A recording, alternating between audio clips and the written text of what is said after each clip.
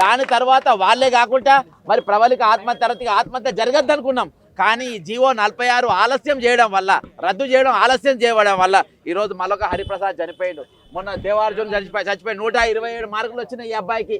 125 మార్కులు వచ్చిన అబ్బాయి, గద్వాలకు చెందిన అబ్బాయి మన ఆత్మహత్య చేసుకుండు. ఈ ఆత్మహత్యలు అనేది కొనసాగద్దు, ఇవి ఆగిపోవాలనే ఉద్దేశంతో మీరు లేట్ చేసినా కొద్దీ, ఈరోజు కాలయాపన చేసినా కొద్దీ, ఈరోజు శ్రీనివాస్ అనేటోడు ఎవరైతే చైర్మన్గా ఉన్నాడో అధికారులను ప్రభుత్వాన్ని తప్పుదోవ పట్టిస్తుండు.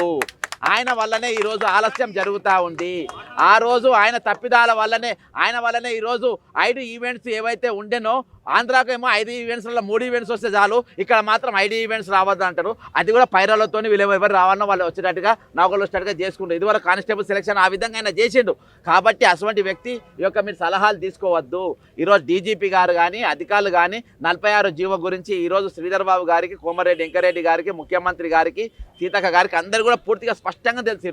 ఈరోజు 2018లో మనం ఏ ప్రాసెస్, ఎలక్షన్ ప్రాసెస్ ఏవైతే అమెండ్మెంట్ చేసుకున్నామో అదే 2018 లెక్క ప్రకారం ఈరోజు నియామకాలు జరగాలి. లేకుంటే వచ్చే రోజు ఇంకా తన్నుకుంటారు, కొట్టుకునే జరుగుతుంది. అది వరకు ఆంధ్ర తెలంగాణలో కొట్టుకున్నారు, ఈరోజు ఇక్కడ లోకల్లో కొట్టుకునే పరిస్థితి వస్తుంది. కాబట్టి ఇవన్నీ పోవాలంటే 2018 సెలక్షన్ ప్రకారం కాదు, ఇంకా మంచి సెలక్షన్ ప్రకారం, ఇంకా మంచి పద్ధతి ప్రకారం మేము సెలక్షన్ చేస్తామంటే సెలక్షన్ చేయండి. కొంతమందితో మీరు ఎవరైతే ఇలా నిష్ణార్థులు ఉన్నారో వాళ్ళతో చర్చలు చేయదు. కానీ ఇప్పుడు హెచ్ఓడీస్ ఎవరున్న అన్ని డిపార్ట్మెంట్లో హెచ్ఓడీస్, బీఆర్ఎస్ ప్రభుత్వం నియమించిన హెచ్ఓడీస్ అధికారులు మొత్తం దొంగలు, అలా డౌటే లేదు. మొన్న టూరిజం గాలిపెట్టిన మీద ఇవాళ దాకా ఎండీ మీద ఆపడం మీద ఇవాళ దాకా చర్యలు లేవు. కాబట్టి ఆ దొంగల యొక్క మన సలహాలు తీసుకోవద్దు.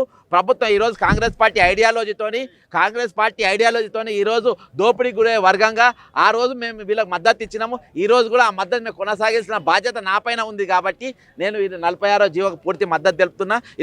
ఇది రద్దయినంత వరకు వీళ్ళ బాసరగా నిలబడతా అని చెప్పి కోరుతున్నాను.